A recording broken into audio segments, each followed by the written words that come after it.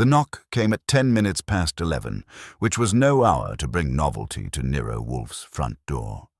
From 9 to 11 he was upstairs with the orchids, and from 11 to 11:15 he came down, settled into the chair in the office, and resumed his campaign against the world's incompetence. Anyone who rang then was either badly informed or trouble. This one was trouble. I opened the door because Fritz was in the kitchen protecting lunch. The woman outside was wearing a dark blue suit, gloves she had forgotten to remove, and the expression of someone who had slept only in theory. She looked past me once into the hall and back again. That was new enough. "I wish to see Nero Wolfe."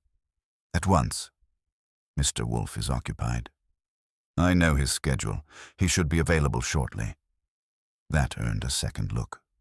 "Do you collect detectives' timetables?" "No. Only the habits of men who trust routine more than people." Her voice was quiet, but it was holding on hard. "Tell him the witness has come. We get clients, liars, and murderers. Witnesses are less common." "Name?" A pause. "Ellen Tenby. Do you vouch for it?" "It is the name I'm using." That was frank enough to be interesting. I brought her in, put her in the red leather chair in the office, and took my place by the desk. She sat straight, hands closed on her handbag, studying the empty chair behind Wolfe's desk as if she expected it to cross-examine her by itself. Wolfe entered at 12 minutes after 11, moved to his chair with his customary objection to motion, sat and looked at her. He looked the way a surgeon might look at an X-ray. I said, "This is Ellen Tenby, unless it isn't. She says she is the witness." Wolfe's eyes touched me and returned to her. "Madam, if you have come to be obscure, Mr. Goodwin already fills that position." She said, "6 months ago I saw a man killed." Wolfe closed his eyes. Murder before beer offended him. "You saw a homicide and did not inform the police?" I informed them that I saw nothing. "Pfui. That means no," I told her. "The dead man was Adrian Voss," she said. "Officially, he fell from the terrace outside a private dining room at the Bryson Club. Officially, I was never there." Wolfe opened his eyes. "You prefer the unofficial version?" "I was working there for one evening under another name. A hostess was absent. I replaced her. I served wine to 4 people in that room, Voss and 3 others. There was an argument. I returned with coffee. 2 minutes later, he went through the terrace doors and over the railing." "And you vanished?" "Yes." "Why?" "Because before the police questioned me, a man told me that if I existed, I would be destroyed, and if I did not exist, I would be paid." Wolfe's gaze sharpened. "Were you paid?" "No." "Then why are you here now?" "Because yesterday someone tried to kill me for keeping the bargain I never accepted." I leaned back. She wasn't theatrical. She was tired, frightened, and keeping herself together by management. Wolfe said, "Details." She gave them neatly. Yesterday afternoon she left a boarding house on East 31st Street, where she had been using the name Tenby for 11 days. At Lexington and 34th, a delivery truck came off the curb too fast and too directly. She jumped clear. The truck kept going. Not a man returned her dropped purse, but later she found one thing missing: a photograph folded inside a receipt. It showed Adrian Voss on the Bryson Club's terrace, with the 3 others at the table behind him. She had taken it from a wastebasket the night of his death because she wanted proof that she had been in the room. I asked, "Why not take that to the police now?" "Because one of the 3 may own them, another may charm them, and the 3rd may already know where I sleep." She looked at Wolfe. "I need protection, and I need the truth put somewhere it cannot be buried." Wolfe grunted.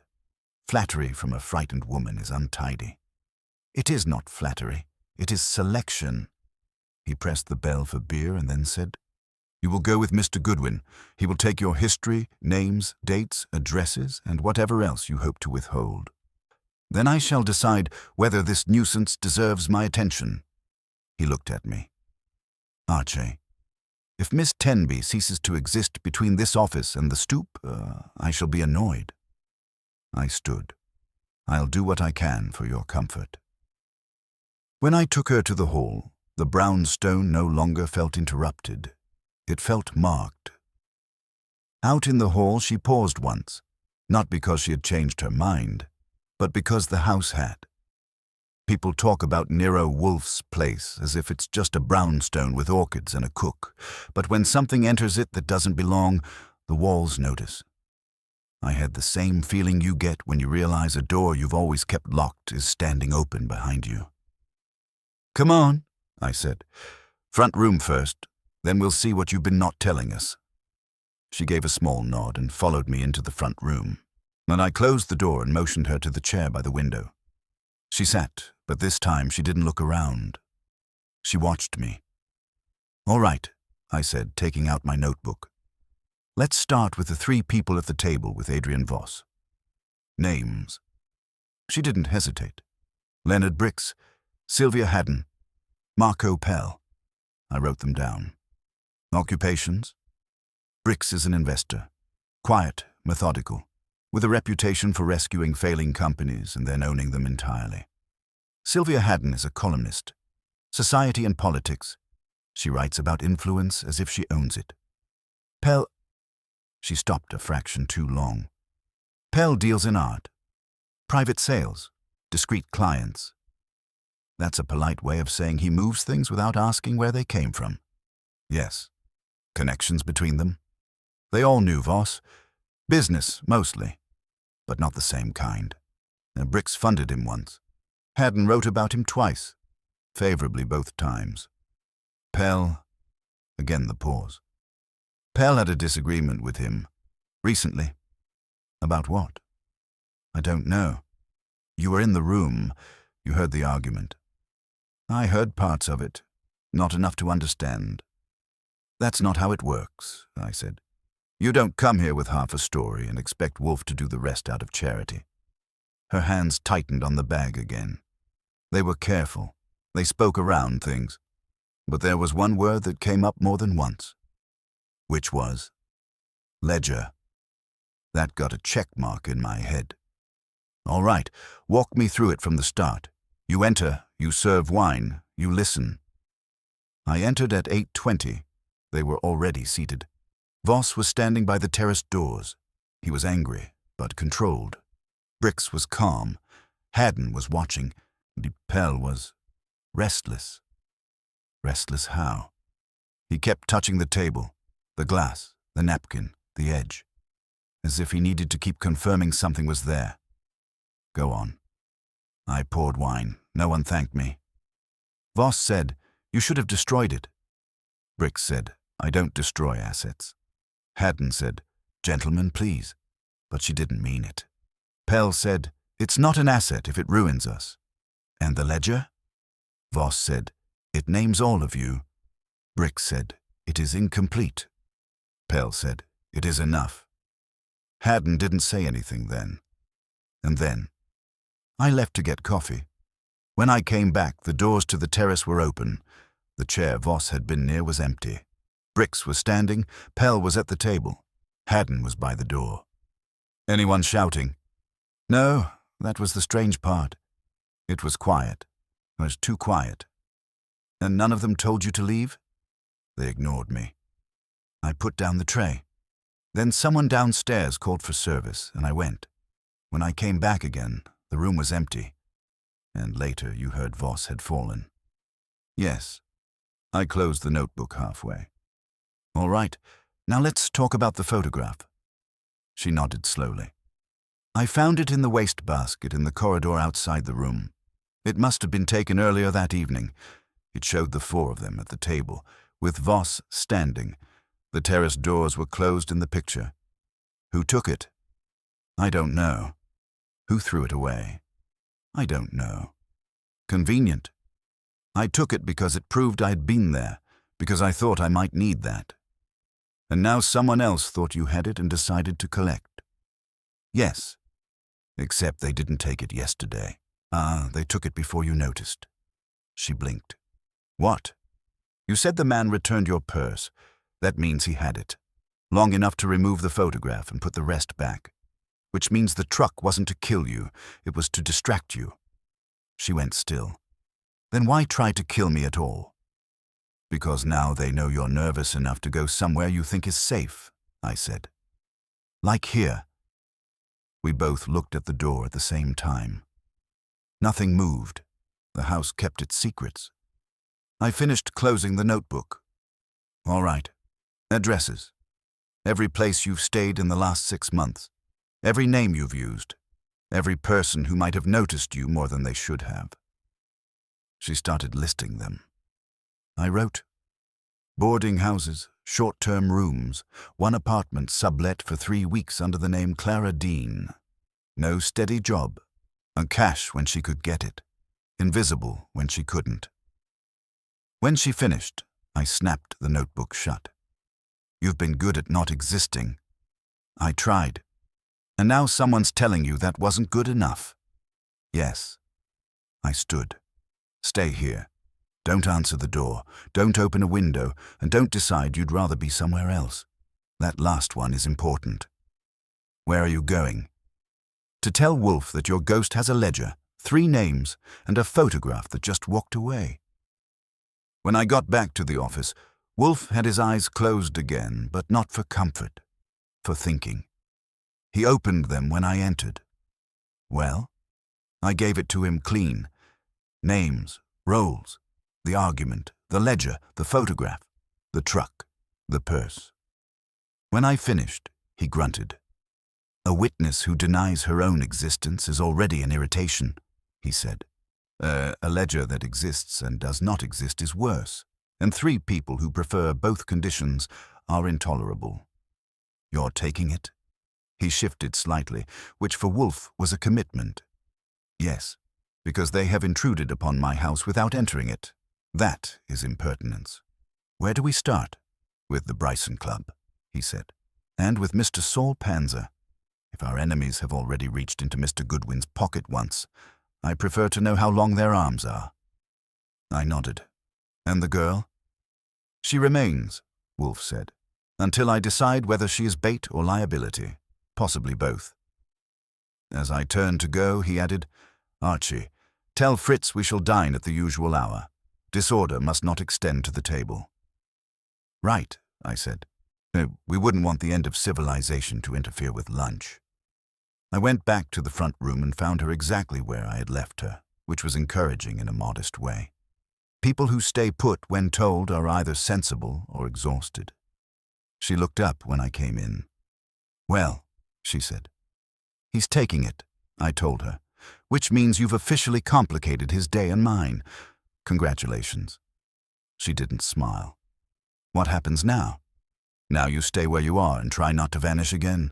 We'll arrange something more secure than a boarding house, but for the moment this is as good as it gets. I leaned against the mantel. There's one thing you didn't tell me. She tensed a little. What? You hesitated on Pell. Twice. You knew more than you said. Her eyes dropped for a second, then came back. I knew him before that night. Define knew. I worked one evening at a gallery opening he hosted. He noticed me, not in a pleasant way. He asked questions that had nothing to do with the event. Where I lived, who I knew, whether I had family. And you answered? Some, not all. He didn't like that. Did he follow you? I thought so. Once, maybe twice. I changed places after that. Did you tell the police any of this? I told them nothing. Consistent, I said. All right. That makes Pell more interesting than the others, which means he's either the problem or the decoy. She swallowed. And the others? Brick sounds like a man who doesn't like loose ends. Haddon sounds like a woman who doesn't like being left out of a story. Not any of them could have decided a witness who doesn't exist is still too much of a risk.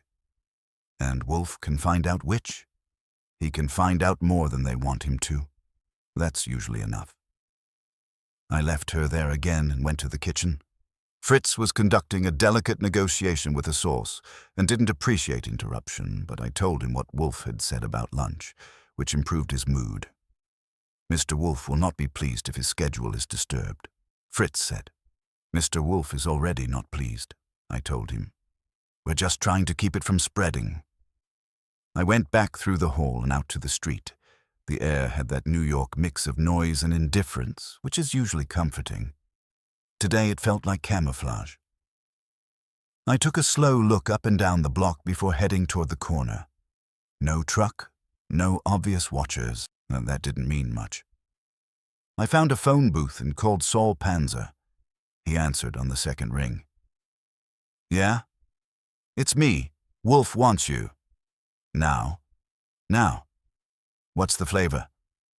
Witness who refuses to exist, dead man who maybe didn't fall, 3 names who don't want to be connected, and a photograph that disappeared out of a purse. A pause. I'll be there in 20. Make it 15. Wolfe's appetite is involved. I'll bring my running shoes. I hung up and headed for the Bryson Club. The Bryson sat where it always had, looking as if it had been built before the city and would still be there after it. Inside, it was quiet in the way expensive places manage, like a library that serves drinks. I gave my name at the desk and asked for the manager. He came out after a minute, smooth and polite. Mr. Goodwin, how may I assist you? I'm looking into an incident 6 months ago. Private dining room, terrace, a man named Adrian Voss. His smile didn't change, but it got thinner. That matter was thoroughly investigated. I'm sure it was. I'm not the police. Then I'm not sure what I can tell you. You can tell me who was on duty that night. Staff, security, anyone who might remember something that didn't make it into the official version.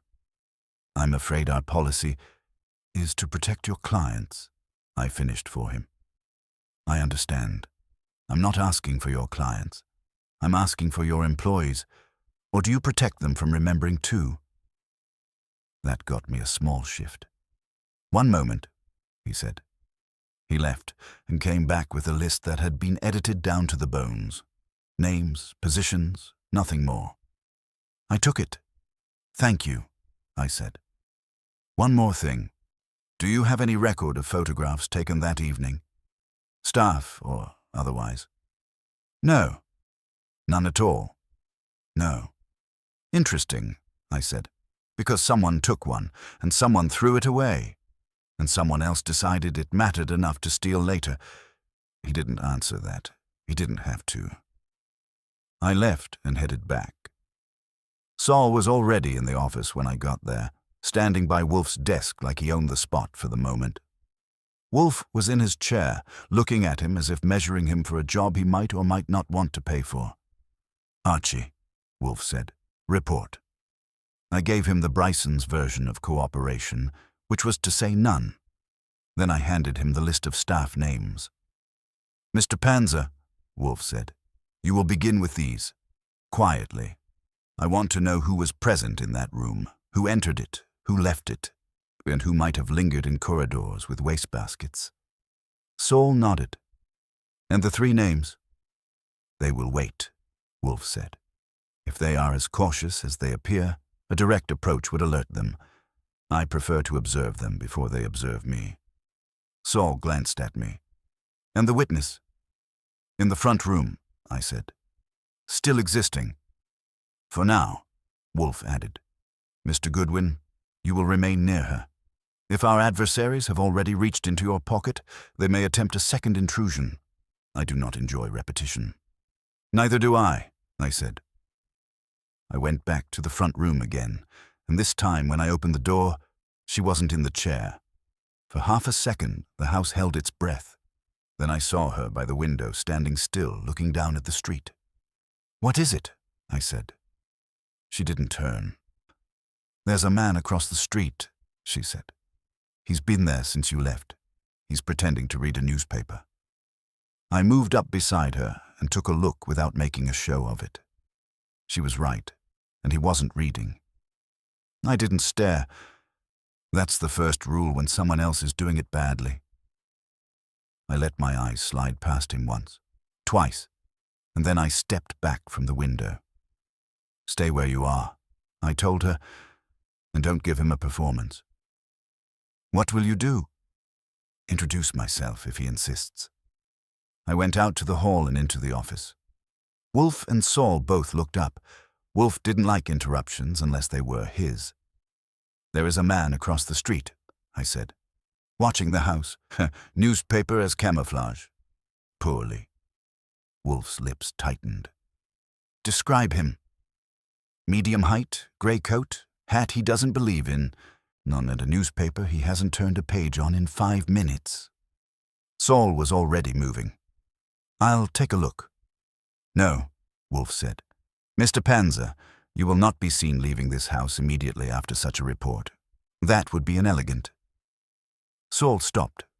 Then what? Wolfe turned his head slightly toward me.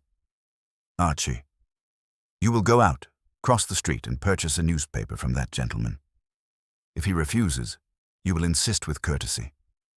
If he persists, you will become discourteous. Finally, I said, a clear instruction. I went back to the hall, grabbed my coat and stepped out onto the stoop. The man didn't move. He didn't need to.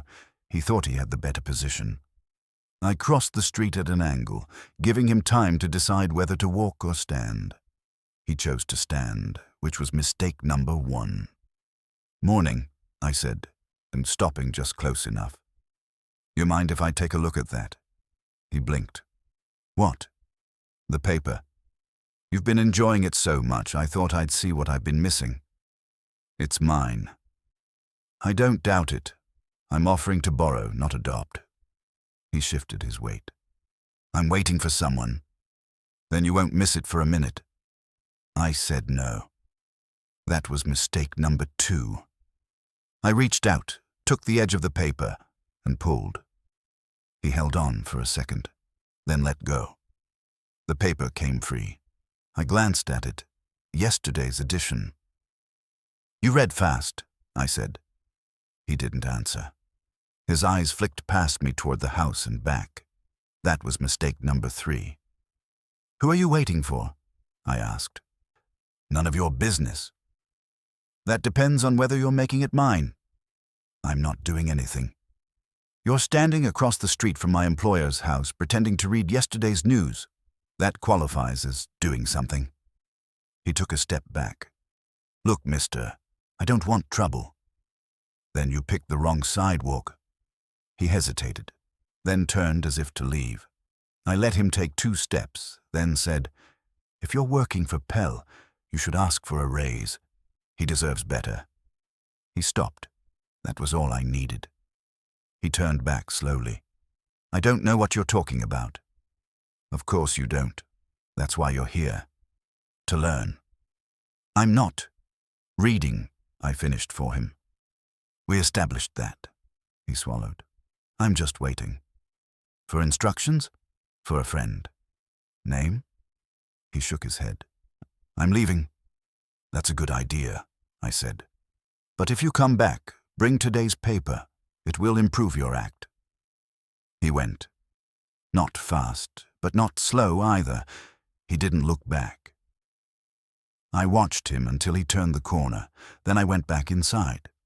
Saul was at the window now, looking down with professional interest. Wolfe was in his chair, hands together, eyes half closed. Well, Wolfe said. He's gone, I said. And he reacted to Pell's name. Wolfe opened his eyes. Describe the reaction. He stopped. That was enough. Wolfe nodded once. Then Mr. Pell is either careless or confident. Neither is admirable. Saul said, Want me on him? Yes, Wolfe said, but not the man. Mr. Pell, discreetly.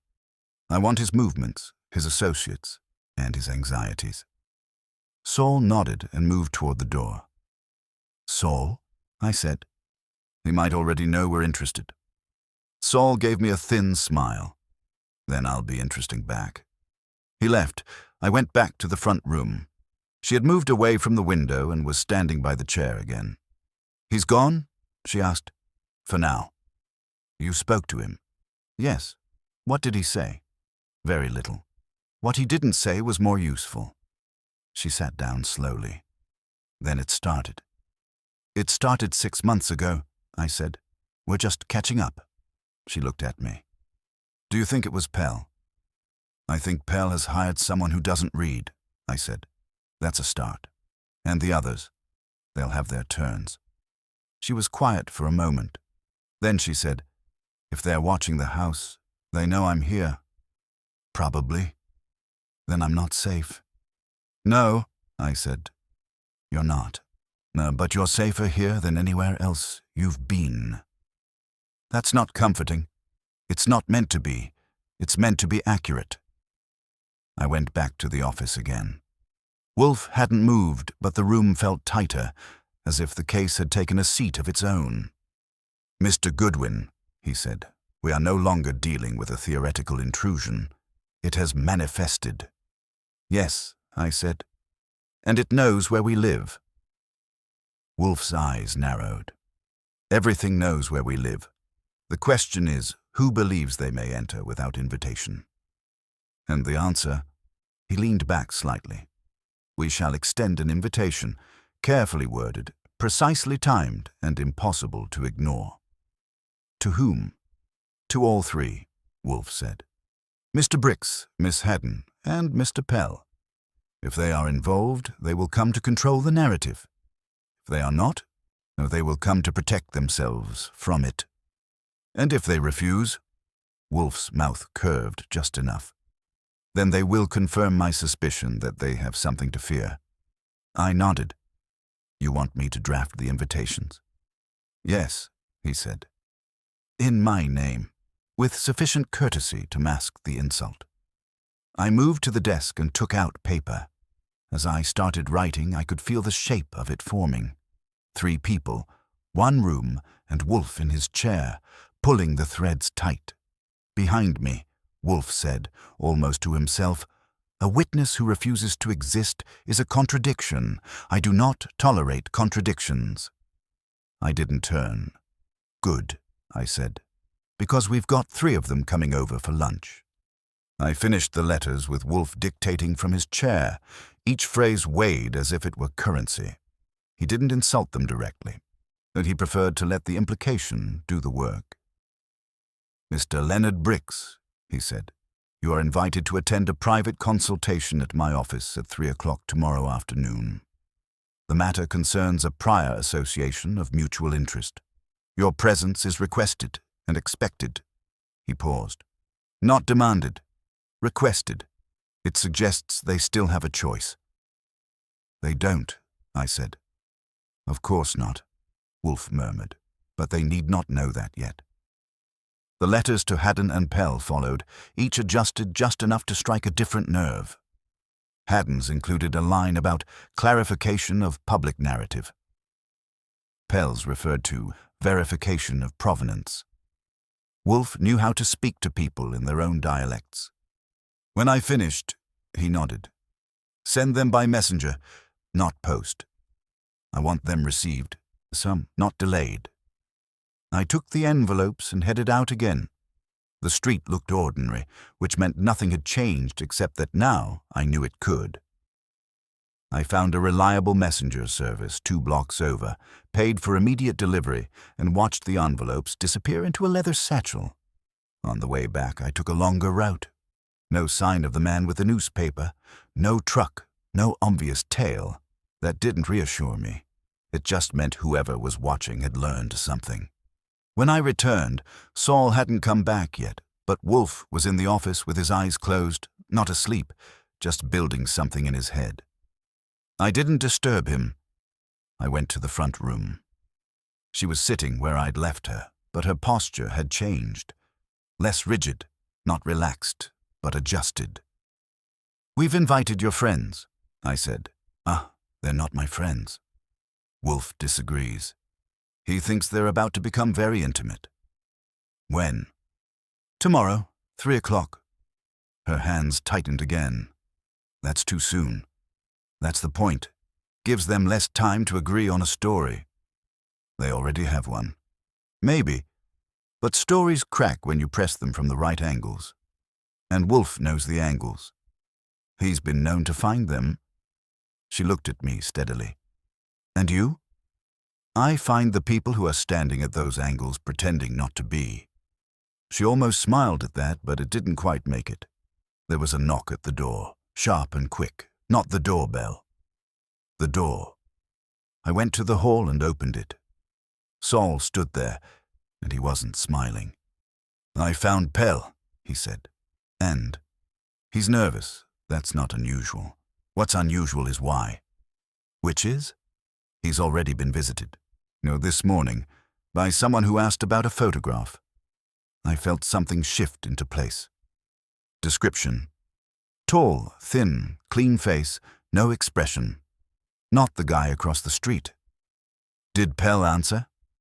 He said no. He said he didn't know anything about any photograph. But he paid the man to leave. How much? Enough to make it interesting. I nodded. Come on. We went into the office. Wolfe opened his eyes as we entered. Report, Mr. Panzer. Saul gave it to him clean. Pell, the visitor, the question about the photograph, the payment. Wolfe listened without interruption. When Saul finished, Wolfe steepled his fingers. So, Wolfe said, the photograph has acquired a value beyond its initial utility. Meaning? I asked. Meaning, Wolfe said, that it is no longer merely evidence of presence. It is now leverage. Against whom? Saul said. Against all of them, Wolfe replied. Otherwise, there would be no urgency. I said, then the man across the street wasn't working for Pell. He was working for whoever wants the photograph. Correct, Wolfe said, and Mr. Pell's anxiety confirms that he does not possess it. Or that he's lying, I said. Wolfe's eyes flicked to me. He may be. But if he possessed it, he would not have paid to dismiss an inquiry. He would have denied its existence with confidence, not currency. Saul nodded. Then someone else has it. Or believes they can obtain it, Wolfe said, and is moving quickly. I said, which brings us back to our witness. Wolfe inclined his head. Indeed. Miss Tenby is the only confirmed link between the photograph and this house. And now everyone else is starting to look for her, I said. Yes, Wolfe said, as which makes her both valuable and vulnerable. I leaned against the desk. We need to move her. No, Wolfe said. I stared at him. No. She remains, Wolfe said. Movement invites error. Here, we control the variables. Except the ones outside, I said. Wolfe's lips pressed together. We shall extend our control outward. Saul said, How? Wolfe turned his head slightly. By discovering who visited Mr. Pell. That'll take time, Saul said. You have until 3 o'clock tomorrow, Wolfe said. Saul grunted. Then I'd better start. He left again. I looked at Wolfe. You're tightening the circle. Yes. And if they push back? Wolfe's eyes narrowed. Then they will reveal themselves. I went back to the front room once more. She looked up as I entered. What now? She said. Now, I said. We wait. For what? For them to decide which of them is more afraid of Wolfe than of each other. And if they're not afraid of him? I shrugged. Then they haven't met him yet. She leaned back in the chair, her eyes drifting toward the window again, but not focusing on it this time. I tried to disappear, she said quietly. I thought that would be enough. It usually is, I said, unless someone needs you to exist. And now they do. Yes. She closed her eyes for a moment. Then I suppose I'm not done yet. No, I said, you're just getting started. Back in the office, Wolfe rang for beer again. The house had settled into a new rhythm, one that included watchers, missing photographs, and 3 invitations moving through the city toward people who would not like receiving them. And somewhere in all that, a ledger existed, or didn't. Waiting is one of Wolfe's specialties. Mine isn't, but I've had practice. The trick is not to sit and think about what might happen, but to keep moving just enough to stay ahead of it. I made a circuit of the house, checked the back, the kitchen entrance, the windows that could be opened if someone had the ambition and the tools. Everything was as it should be, which meant it could change at any time. Fritz served lunch at 1 precisely, and Wolfe gave it the attention it deserved. If the world was rearranging itself outside, it would have to do it without interfering with his appetite. I joined him, and for 10 minutes we dealt with trout and a sauce that made me forgive everything else for existing. Halfway through, Wolfe said, "Archie, after lunch you will return to the Bryson Club." I swallowed. "For what purpose?" "You will speak to the staff again, not the management. The staff. People who carry trays observe more than people who sign checks. They've already been warned not to talk." "Then you will not ask them to talk," Wolfe said. "You will encourage them to remember." "And how do I do that?" He lifted his glass. "You have a face that invites indiscretion. Use it." "I've been trying to keep it under control," I said. "Try less," Wolfe said. After lunch, he went upstairs for the orchids, and I went out again. The Bryson Club was quieter in the afternoon, the kind of quiet that comes from money taking a nap. I didn't bother with the manager this time. I went straight to the service entrance and found a young man in a white jacket carrying a tray of empty glasses. "Afternoon," I said. He looked at me, cautious. We're not open to the public back here." "I'm not the public," I said. "I'm the memory department." He frowned. "What?" "6 months ago, private dining room, terrace, a man named Voss went over the railing. You were on duty." His frown deepened. "I don't remember." "Sure you do," I said. "You remember who tips and who doesn't. You remember who complains and who smiles. You remember the woman who replaced someone at the last minute and didn't belong." That did it. His eyes shifted. "I didn't say anything," he said quickly. "I didn't ask you to. I asked you to remember." He hesitated, then said, "There was a woman." "Yes. She wasn't regular staff." "Did anyone talk to her?" "Not that I saw."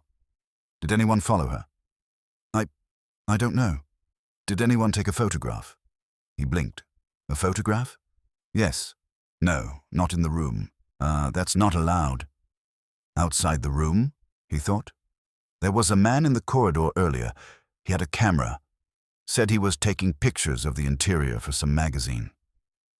"Did you see him throw anything away?" "No." "Did you see him talk to anyone at that table?" "No, but he was near the door before they went in." "Description?" "Tall, thin, didn't smile." That matched Saul's visitor. "Did he come back later?" "I didn't see him." "Did anyone from that table leave before the others?" He shook his head. "No, they all went in together. They all came out separately." "Order?" "Bricks first, then Pell, then Haddon. And Voss?" "He didn't come out." "Right," I said. "Thanks." I slipped him a bill that improved his memory further. "One more thing," he said. "The woman, she dropped something when she left. A receipt. I picked it up, but she was gone." "What did you do with it?" "I put it in the wastebasket in the corridor." "Which is where she found the photograph," I said. He nodded. "I guess." "Did anyone else go near that basket?" He thought again. "Yes, the man with the camera. After the table went in, he was standing there for a while." "Doing what?" "Nothing, just standing." "People who stand near wastebaskets are rarely innocent," I said. He didn't answer that. I left the Bryson with a clearer picture. The photograph hadn't been an accident. It had been taken deliberately, discarded deliberately, and left where it could be found by someone who wasn't supposed to exist, which meant someone wanted a witness, or wanted to control one. When I got back to the brownstone, Saul was already there again. That was fast. "What did you get?" I asked. He shrugged. Enough to make it worse." We went into the office together. Wolfe was back in his chair, looking as if he had been there all along. "Well," he said. I gave him the Bryson version, including the man with the camera, the wastebasket, and the order in which the three had left the room. Saul followed with his own. The man who visited Pell matches that description. I traced him to a name: Victor Dane, works freelance, photographer sometimes, messenger sometimes, whatever pays. "And now?" Wolfe asked. "Now he's not where he was this morning," Saul said. "His room's been cleared out. Rent paid in advance. No forwarding." Wolfe nodded slowly. "He has been removed from the board?" "By whom?" I asked. "That," Wolfe said, "is the question that will answer all the others." I leaned forward. "So Dane takes the photograph, leaves it, and maybe to be found, maybe not. 6 months later, someone realizes it exists and starts collecting. They approach Pell, they watch the house, they nearly run down our witness." "Yes," Wolfe said. "Which means the photograph wasn't important then," I said. "It's important now." "Precisely," Wolfe said. "Because of the ledger," Saul said. Wolfe inclined his head. "The ledger has changed in value, or in meaning." I said, "And whoever controls it now needs to clean up anything connected to it." "Yes. And our witness is one of those things." Wolfe's eyes moved toward the door as if he could see through it into the front room. "Indeed." There was a moment of silence. Then Wolfe said, "Archie, bring Miss Tenby." I went. She came with me without asking questions this time. That was progress of a sort. Wolfe looked at her. "Madame, the circumstances have altered. You are no longer merely a witness to a past event. You are now a factor in a present one." She held his gaze. I gathered that. "Good. Then you will answer a question you have thus far avoided." She didn't move. "Which is?" "Why," Wolfe said, "did you keep the photograph?" She opened her mouth, then closed it.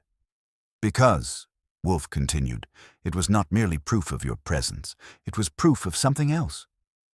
Something you have not yet told us." The room held still. She looked at me once, then back at Wolfe. "I didn't just see Voss fall," she said. "No," Wolfe said softly. "No," she said. "I saw who pushed him." And just like that, the case stopped being about a missing photograph and started being about a choice she had made 6 months ago. One she hadn't been willing to exist for. For about 3 seconds, nobody moved. That included me, which is unusual when a case shifts under your feet. Wolfe didn't blink. Saul didn't breathe any louder. The house took it in and waited. Wolfe said, very evenly, "You will elaborate." She didn't sit. She stayed standing, hands at her sides now instead of clutching the bag, as if something had been decided. "It was Pell," she said. Saul's head turned slightly. I didn't bother hiding mine. "Describe precisely," Wolfe said. "I had just set the coffee tray down," she said. They were still at the table. Voss was by the terrace doors. He turned his back for a moment. Just a moment. Pell stood up. Quickly. Too quickly for it to be casual. He crossed the space and pushed him. "No struggle?" Wolfe asked. "None." Voss didn't expect it. Tony went backward through the open doors. "And the others?" I said. Brick stood up immediately, she said. Not shocked, not surprised, just ready. Haddon moved toward the doors, but she didn't scream. She looked down. "And Pell," Wolfe said. He stepped back, like he had just finished something unpleasant. I let out a breath.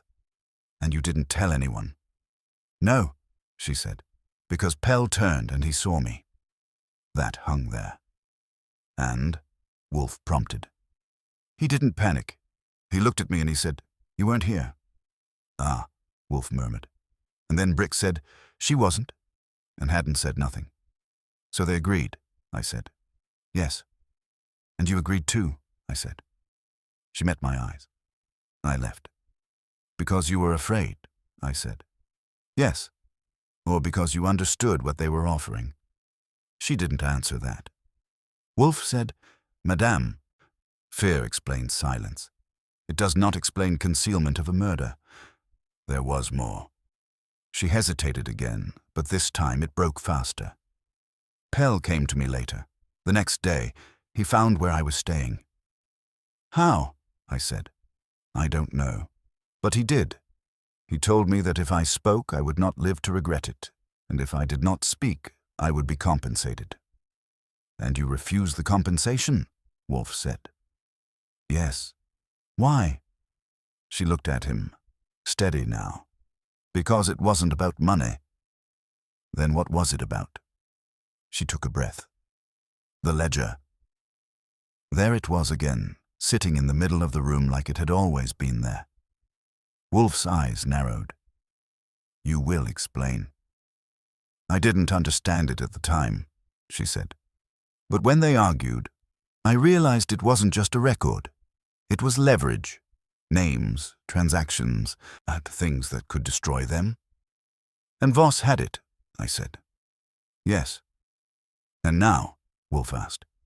She shook her head. I don't know, but Pell believed it still existed. That's why he was desperate. And why he pushed Voss? I said. Yes. Saul spoke for the first time, or why he was made to look like he did. We all looked at him. Explain, I said. Saul shrugged slightly. You saw him push, but you also said Brix wasn't surprised. That's not the reaction of someone witnessing a sudden crime. That's the reaction of someone expecting an outcome. I felt it click into place. Not fully, but enough to hurt. Meaning Pell didn't decide in that moment, I said. It was already decided. Possibly, Saul said. Wolfe nodded once. Indeed. Premeditation distributed among multiple actors. An arrangement. I looked back at her. So did Pell look surprised afterward? No, she said. Did Brix? No. And Haddon? She looked satisfied. That wasn't a word you wanted attached to a man going over a railing. Wolfe leaned back slightly. Then we must revise our understanding. Pell may have executed the act, but he may not have conceived it. And the ledger? I said. The ledger, Wolfe said, is the motive that binds them. It is the reason for the murder, and the reason for the current agitation. Saul said, and the reason someone is cleaning up loose ends now. I nodded. Including our witness. Wolfe turned his gaze to her. Madame, your continued existence has become inconvenient to multiple parties. That is regrettable, but also useful. She didn't flinch. You mean I'm bait? I mean, Wolfe said, you're a catalyst. Not events will accelerate around you. That doesn't sound safe. It is not, Wolfe said. But it is effective. I said, we've invited them for tomorrow. Now we've got more than enough to make them nervous. Yes, Wolfe said. And nervous people make errors. Saul glanced at me. If they show. They will, Wolfe said. Each for a different reason. Mr. Brix to control the situation, Miss Haddon to shape it, Mr. Pell to survive it. And the fourth? I said. Wolfe's eyes shifted slightly. The one we have not yet named. You mean the one behind Dane? I said. Yes, Wolfe said. The one who has already begun to act independently of the original arrangement. I felt that settle in. So we've got two layers. The original three who killed Voss and someone else who wants the ledger now. Precisely, Wolfe said. And they're not working together anymore, Saul said. No, Wolfe said. If they were, Mr. Pell would not have been approached with questions he could not answer. I looked at her again. Did Pell ever mention anyone else? Anyone outside the three? She thought, then shook her head. No, but he was afraid of something. Not just of being caught, of losing something. The ledger, I said. Yes. Wolfe's fingers tapped once on the arm of his chair. Then our course is clear. We shall allow the original participants to assemble, and we shall observe how they respond to the suggestion that the ledger is no longer under their control. And the fourth? I said. Wolfe's eyes gleamed faintly. He will reveal himself by his impatience. I exhaled. And until then, Wolfe looked at me. Until then, Archie. But you will ensure that Miss Tenby continues to exist. I gave him a thin smile. I've been working on that. She looked between us. And if I don't want to be bait? Wolfe's voice was calm. Madam, you ceased to have that luxury 6 months ago. That landed. She didn't argue. Outside, the street went on pretending to be ordinary. Inside, the case had taken its final shape. 3 suspects invited. 1 unseen player moving faster than the rest. A ledger that mattered more now than when a man had died for it. And a witness who had finally decided to exist, which meant someone, somewhere, had just run out of time. The rest of the afternoon settled into a kind of tension that didn't show itself but made everything sharper. Wolfe remained in his chair, apparently at ease. But I knew the signs. Then he had already begun arranging the next day in his head, placing each of them, Bricks, Haddon, Pell, into positions they hadn't agreed to occupy. Saul stayed for another 10 minutes, then left again with instructions that didn't need repeating. When he moves like that, it means the field is getting smaller. I stayed in the front room with her. She had taken the chair again, but she wasn't looking at the window now. She was watching me. You believe me, she said. Yes, I said. Why?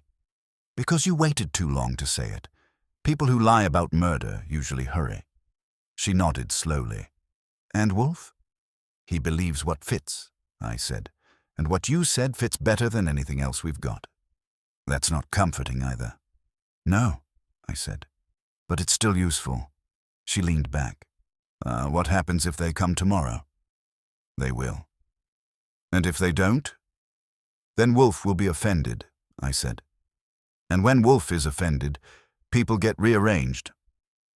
She gave a small breath that might have been a laugh if it had more strength behind it.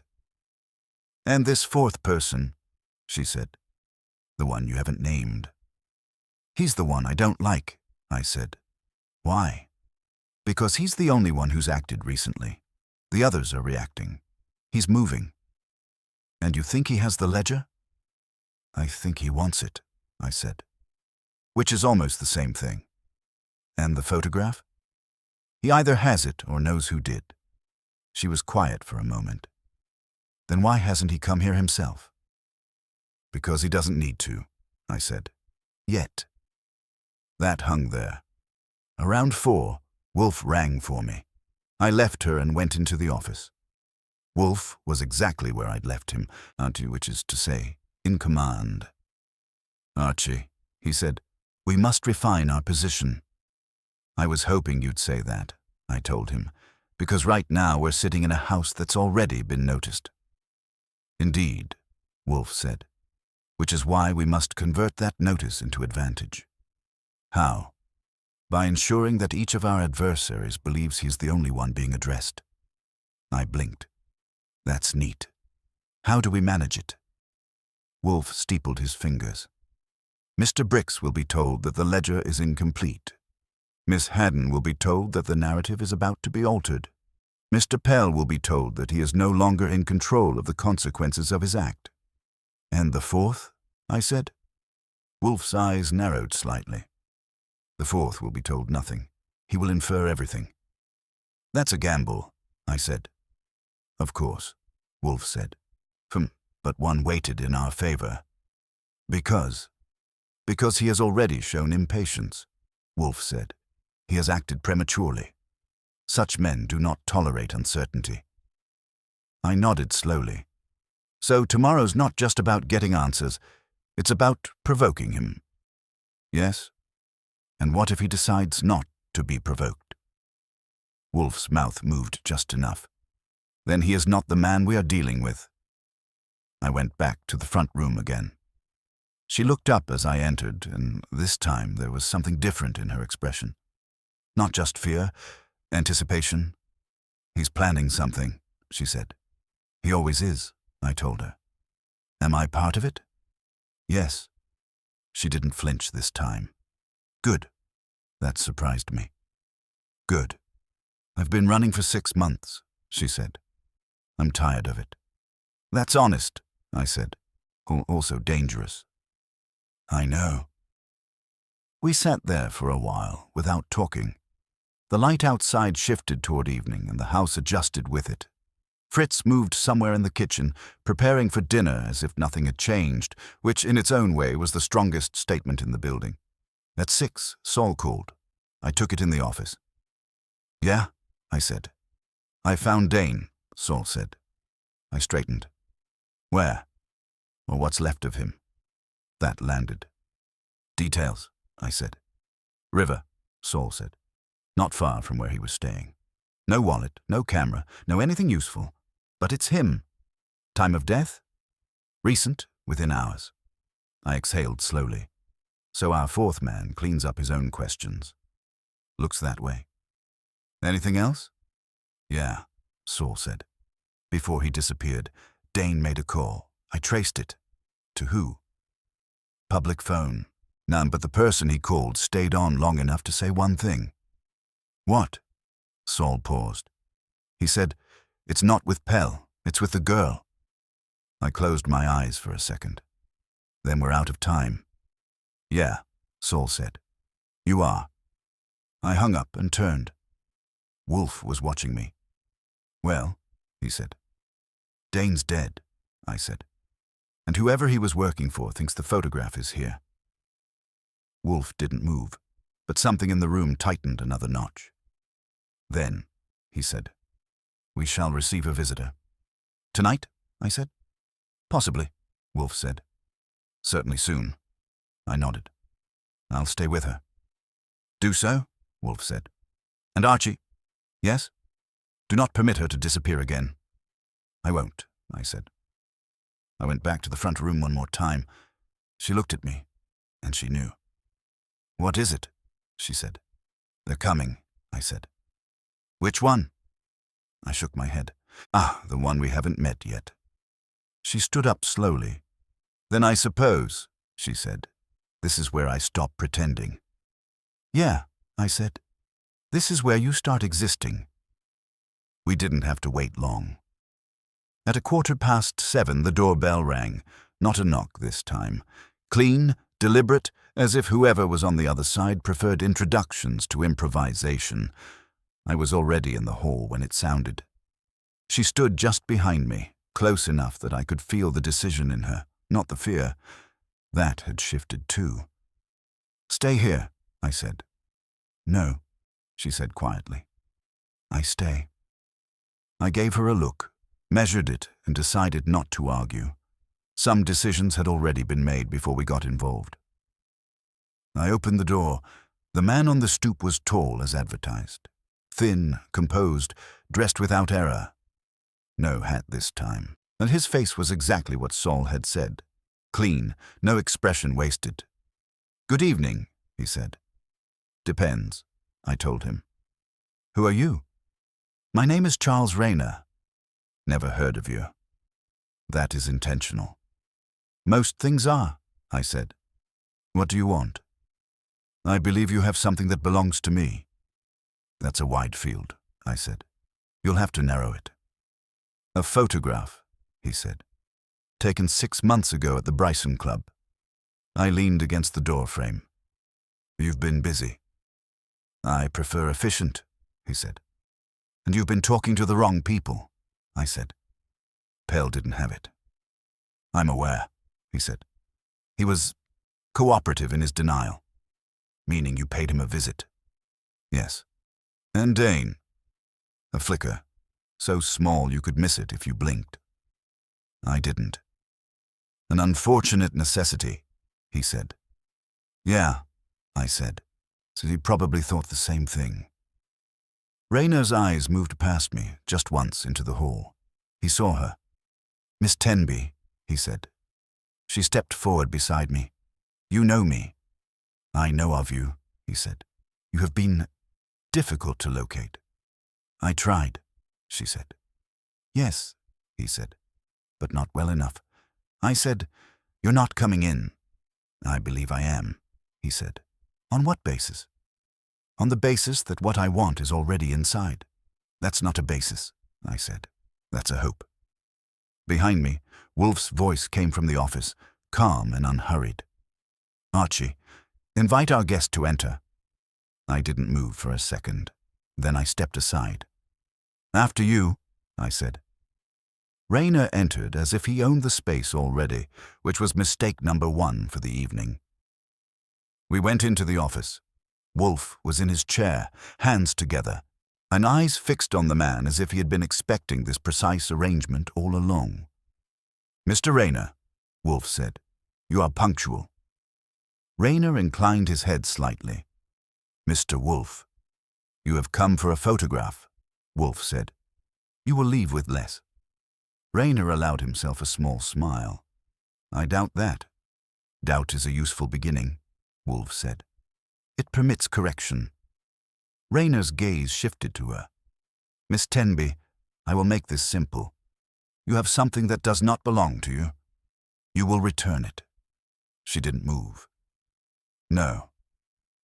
The word sat there, clean and final. Rayner's eyes came back to Wolfe. You see the difficulty. I see a man who has mistaken urgency for authority, Wolfe said. And I see a man who has involved himself in a matter beyond his interest, Rayner replied. Everything is my interest once it enters my house, Wolfe said. Rayner considered that. Then let us speak plainly. The photograph is part of a larger structure. A ledger. You are aware of it? Yes. And you understand its value? I understand its consequences, Wolfe said. Then you understand why it must be recovered. Recovered, Wolfe said. An interesting choice of word. You imply ownership. I imply necessity, Rayner said. Necessity for whom? Wolfe asked. For stability, Rayner said. For the prevention of certain disruptions. I leaned against the desk. You mean for keeping people quiet? Rayner didn't look at me. If you prefer. Wolfe said, Mr. Rayner, you have already demonstrated your method of maintaining such quiet. Mr. Dane was indiscreet. Rayner's expression didn't change. He was inefficient, and therefore expendable, Wolfe said. Yes, Wolfe nodded once. Then we are in agreement on one point. You value efficiency above all. I value results, Rayner said. Then you will appreciate this, Wolfe said. You have arrived at a disadvantage. Rayner's eyes narrowed slightly. Explain. You believe the photograph is here, Wolfe said. You believe Miss Tenby possesses it. You are mistaken on both counts. That shifted something. She had it, Rayner said. She had many things, Wolfe said. Fear, discretion, and a regrettable tendency toward concealment. The photograph is no longer among them. Where is it? Rayner asked. Wolfe spread his hands slightly. If I knew, you would not. Rayner looked at him steadily. I do not believe you. That is your privilege, Wolfe said. But it is not your advantage. Rayner's gaze moved again, this time more carefully, around the room, the desk, the walls, as if measuring distances he couldn't cross. You are delaying, he said. Yes, Wolfe said. Deliberately. Why? Because, Wolfe said, while we speak, other arrangements are completing themselves. That landed. Rayner's eyes flicked back to him. What arrangements? Wolfe's voice remained calm. The kind that occur when 3 individuals receive identical invitations and realize they are no longer in control of their own narrative. Rayner went still. Bricks, he said. And Haddon, Wolfe added. And Pell. Rayner's mouth tightened just slightly. You have contacted them? Yes. That was unwise. No, Wolfe said. It was inevitable. Rayner took a step forward. You are interfering with matters you do not understand. Wolfe didn't move. On the contrary, I understand that you are attempting to consolidate control of a ledger you did not create by eliminating those who know it exists. Rayner's voice cooled. And you intend to stop me? I intend, Wolfe said, to observe what happens when your intentions intersect with theirs. There was a silence then, not empty, but waiting. Rayner looked at her again. You have made a mistake, he said. She met his gaze. No, I waited too long to stop making them. Rayner's eyes returned to Wolfe. This is not over. Of course not, Wolfe said. It has barely begun. Rayner turned as if deciding something, then walked to the door. He paused once without looking back. 3 o'clock tomorrow, he said. I will be there. Then he left. The door closed, and for a moment no one spoke. Then I let out a breath. Well, I said, now we've got 4 guests. Wolfe's eyes were half closed again, but not in rest. No, Archie, he said softly. Now we have a contest. And for the first time since this started, I had the feeling that tomorrow wasn't just going to be about solving a murder. It was going to be about deciding who got to survive it. After Rayner left, the house didn't relax. It recalibrated. Wolfe didn't speak for a full minute, which in his case meant he was moving pieces faster than anyone else in the room. I stayed where I was, leaning on the desk, watching him work it out without moving a muscle. She stood near the door, no longer trying to disappear, which was the biggest change of all. Finally, Wolfe opened his eyes fully. Archie, he said, beer. I poured it and handed it to him. He took a sip, set it down, and looked at her. Miss Tenby, he said, you have done something today that you should have done 6 months ago. You have told the truth. She didn't answer. It is inconvenient, Wolfe continued, but it is also decisive. From this point forward, events will no longer drift. They will collide. I gathered that, she said quietly. Yes, Wolfe said. Now you will answer one final question. She held his gaze. All right. Where, Wolfe said, is the photograph? She didn't hesitate this time. I destroyed it, she said. I straightened. When? 2 weeks ago, she said, after I moved to the boarding house. I realized it was the only thing that connected me directly to that night. I burned it. I let out a breath. Then what they're all chasing no longer exists, Wolfe finished. He leaned back slightly, and for the first time there was something close to satisfaction in his expression. Excellent, he said. I stared at him. Excellent? We just lost the only physical evidence. No, Wolfe said. We have removed the illusion of control from our adversaries. They believe the photograph exists. They will act accordingly. That is more valuable than the object itself. Saul, who had slipped back in during the exchange, nodded once. They'll turn on each other. Precisely, Wolfe said. I looked at her. You could have told us that earlier. Yes, she said. But then I would have had to admit everything else. Fair enough, I said. Wolfe steepled his fingers again. Tomorrow at 3 they will assemble. Each will arrive with a different assumption. Mr. Bricks will believe he can contain the damage. Miss Haddon will believe she can reshape it. Mr. Pell will believe he can escape it. Mr. Rayner will believe he can seize it. And none of them will be right, I said. Correct, Wolfe said. Saul said, You want me here? Yes, Wolfe said, but not visible until required. Saul nodded. I'll be around. He left again, quiet as ever. I turned back to Wolfe. You've got it mapped out. I have the outline, Wolfe said. The details will be provided by their errors. And if they don't make any? Wolfe looked at me. They will. That settled that. The next day came without ceremony. Wolfe spent his morning with the orchids as if nothing was scheduled, which meant everything was. I handled the calls, the minor interruptions, the city trying to get in and being told to wait.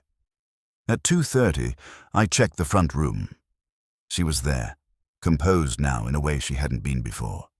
Not calm, exactly, but resolved. "Ready?" I said. "No," she said, "but I'm done waiting." "That's close enough," I said. At 3:05, the first arrival came. Leonard Brix. He was exactly as she had described.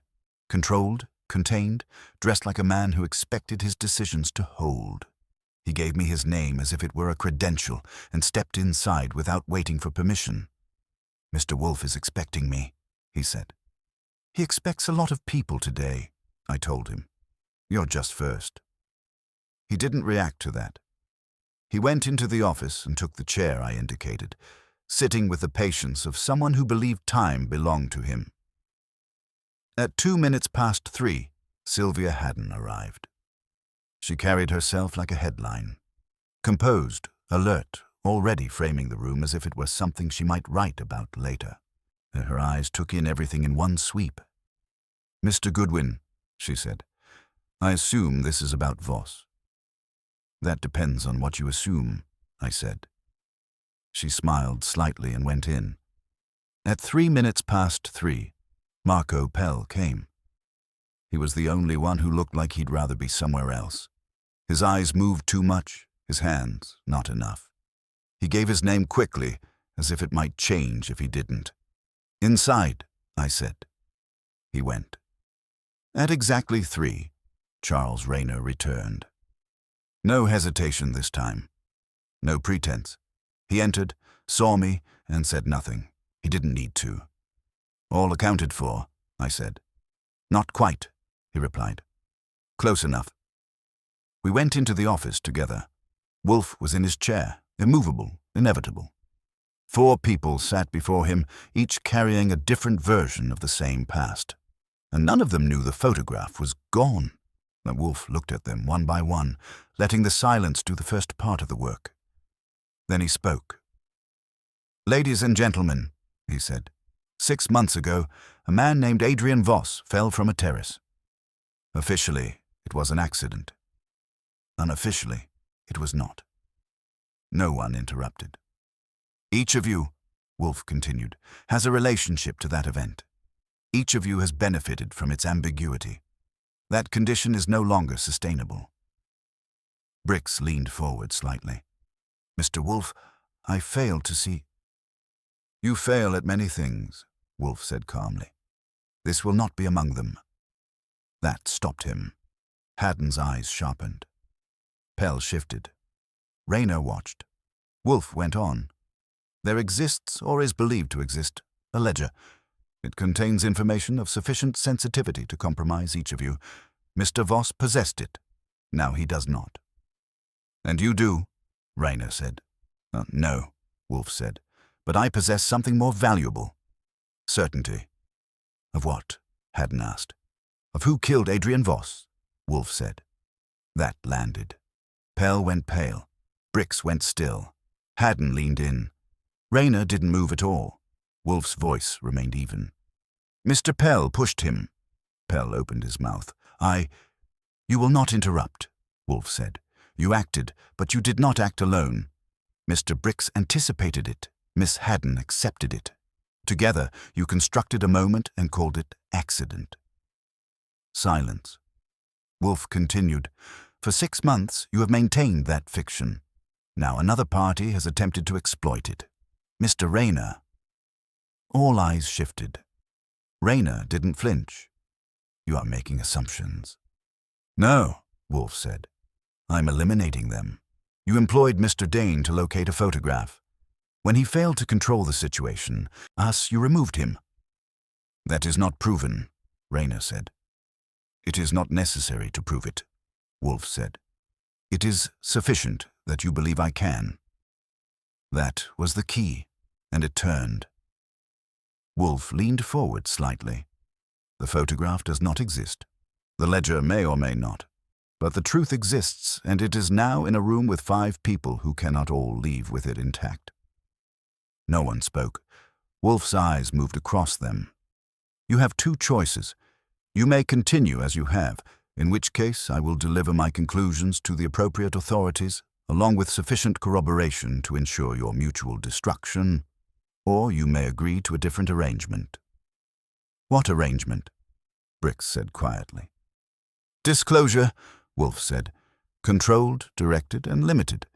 You will provide the information contained in the ledger, collectively, to a designated intermediary. In return, the matter of Mr. Voss's death will remain unpursued. That's blackmail, Haddon said. No, Wolfe said. It is resolution. Rayner spoke then, his voice precise. And who is this intermediary? Wolfe looked at him. I am, he said. That was the moment it broke. Not loudly, not visibly, but it broke. Because in that instant, they all understood the same thing. The ledger didn't matter anymore. Control did. And they had just lost it. I leaned back and watched it settle. Wolfe hadn't moved from his chair. He didn't need to. He never does. The room stayed quiet long enough for the truth to settle into each of them differently. Brix recovered first. He always would. Men like him don't panic. They calculate. You are proposing, he said evenly, that we entrust our survival to you. I'm informing you, Wolfe replied, that your survival already depends on me. Haddon let out a soft breath, studying Wolfe as if recalibrating her entire understanding of him. You don't want the ledger, she said. No, Wolfe said. I want its effect. And what exactly is that? She asked. Equilibrium, Wolfe said. You have lived for 6 months under the illusion that your secret was contained. It was not. Mr. Rayner has demonstrated that. If you continue as you are, you will destroy one another in the attempt to control it. Pell spoke then, his voice unsteady. And if we agree? Wolfe turned to him. Then you will cease attempting to control it. You will relinquish it, collectively. Rayner's eyes narrowed. You assume they will trust you? I assume, Wolfe said. Yes, that they will trust me more than they trust you. That landed harder than anything else. Because it was true. Rayner didn't deny it. He simply adjusted. You are inserting yourself into a structure that does not require you. On the contrary, Wolfe said. I am replacing you. The temperature in the room dropped a degree. Brix looked at Rayner, then back to Wolfe. If we refuse? Wolfe's voice didn't change. Then Mr. Goodwin will make several telephone calls. Mr. Panzer will provide certain details, and Miss Tenby will cease to be invisible. All eyes went to her. She didn't look away. Haddon spoke softly. You're willing to testify? Yes, she said. Now I am. That shifted the balance again. Because up until that moment, she had been their weakest point. Now she was their strongest risk. Pell's hands tightened. This is insane. No, Wolfe said. This is inevitable. Silence again. Then Brix nodded once. Small. Controlled. What are the terms? Wolfe inclined his head slightly. You will provide in full the contents of the ledger. Names, transactions, accounts, everything. It will be transferred to me. In return, I will ensure that it is not used against you, provided you do not violate the conditions of its transfer. And those conditions? Haddon asked. You will cease all independent action regarding this matter, Wolfe said. No further attempts to locate, recover, or exploit the ledger. No further attempts to eliminate witnesses. His gaze shifted briefly to Rayner. And no further employment of intermediaries who believe efficiency excuses discretion. Rayner didn't respond immediately. Then he said, as you are asking them to surrender leverage. I'm offering them survival, Wolfe said. That was the end of it. Because in that room, those two things had become the same. Haddon leaned back, her expression thoughtful now instead of sharp. "And what do you gain from this, Mr. Wolfe?" Wolfe looked at her. "Order," he said. She studied him for a long moment, then gave a small nod. "Very well." Pell followed, reluctantly. "I agree." Brix said nothing, but his silence was assent. All that remained was Rayner. He stood there, perfectly still, measuring something only he could see. Then he said, "You have created a temporary solution." "No," Wolfe said. "I have created a permanent constraint. The difference will become apparent to you." Rayner held his gaze for a moment longer. Then he inclined his head, just slightly. "Very well." It wasn't agreement, but it was acceptance. And in that room, that was enough. Wolfe leaned back. "It is settled," he said. Just like that. No raised voices, no dramatics, no confessions shouted across the desk. Just a shift, and it was done. I escorted them out one by one. Brix first, already thinking ahead how to live within new limits. Haddon next, her mind probably writing a version of this she would never publish. Pell, last among the three, looking like a man who had finally realized the cost of what he'd done. Rayner left without a word. When the door closed behind him, the house exhaled. I went back to the office. Wolfe was in his chair, eyes closed again, as if the entire thing had been a minor inconvenience between meals. She was still standing there. "It's over," she said. Wolfe opened his eyes. "Yes," he said. For you, it is." She let that settle. "And them?" she asked. Wolfe's mouth curved slightly. "They will continue, but differently." She nodded slowly. "Thank you," she said. Wolfe inclined his head. "You may now resume your preferred state of non-existence. I advise against it." She almost smiled. "I think," she said, "I'm done with that." "Good," Wolfe said. She left shortly after. I watched her go, not disappearing this time, just walking out into the city like anyone else. When I came back, Fritz was announcing dinner. Wolfe rose, reluctantly of course, and moved toward the dining room. I followed. As we sat, I said, "You never had the ledger?" "No," Wolfe said. "And you never needed it?" "No." "And the photograph?" "Was irrelevant," Wolfe said, "except as a catalyst." I nodded. "And Rayner?" Wolfe lifted his glass. "He will adapt, or he will fail. Either outcome is acceptable." "And the others?" "They will remember today," Wolfe said. "That will suffice." I took a bite, considered it, and then said, "You know, for a witness who refused to exist, she turned out to be pretty important." Wolfe looked at me. "Archie," he said, "people do not become important by existing. They become important when they decide to." I nodded. "Yeah," I said. I noticed. Dinner continued. The house was quiet again, and this time it meant something.